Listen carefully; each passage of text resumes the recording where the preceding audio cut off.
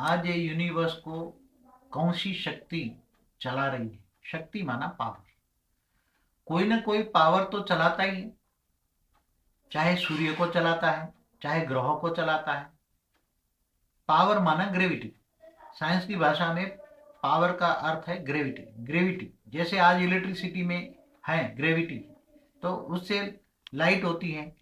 तो ग्रेविटी का मतलब पावर है, पावर का मतलब ग्रेविटी है। तो ये ग्रेविटी कैसे क्रिएट हुई? धरती की ग्रेविटी, सूर्य की ग्रेविटी, बड़े बड़े सूर्यमंडल की ग्रेविटी, बड़े बड़े यूनिवर्स की ग्रेविटी, अरबों खरबों सूर्य एक महासूर्य के आसपास चलते हैं एक गैलेक्सी के अंदर। तो ये कैसे चलते हैं? कोई पावर के बिना तो कोई चल नहीं सकता। जैसे एक आत्मा है तो ये मनुष्य को चलाती है। मनुष्य के अंदर जब आत्मा है तो मनुष्य को चलाती है। अगर ये आत्मा शरीर से निकल जाए तो ये डेड बॉडी हो जाती है।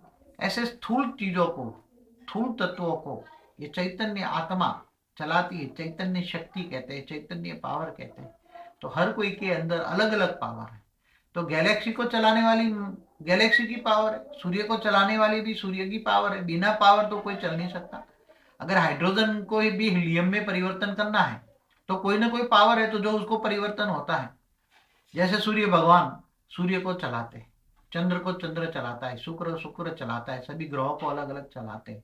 ऐसी तरह चलाने वाली जो देवात्मा है उसके अंदर चैतन्य शक्ति, इनको हम पावर कहते हैं, वो अपनी रचना करते हैं, पालना भी करते हैं और उसका विनाश भी करते हैं। जिसको साइंस की भाषा में power, creation, creation of the power, destruction of the power, तो विनाश की भी शक्ति है, जिनको ब्लैक होल भी कहते हैं। वॉर्म होल भी बना रहे हैं साइंस वाले। तो ब्लैक होल कैसे बनता है?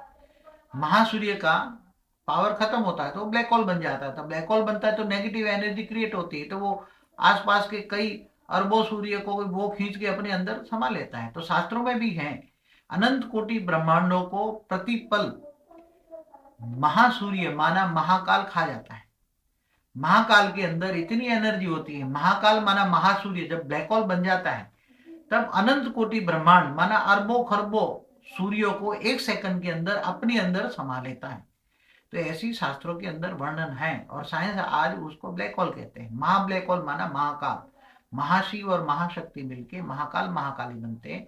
जब उसके अंदर, महाशिव के अंदर एनर्जी खत्म होती है तो महाकाल बनता है।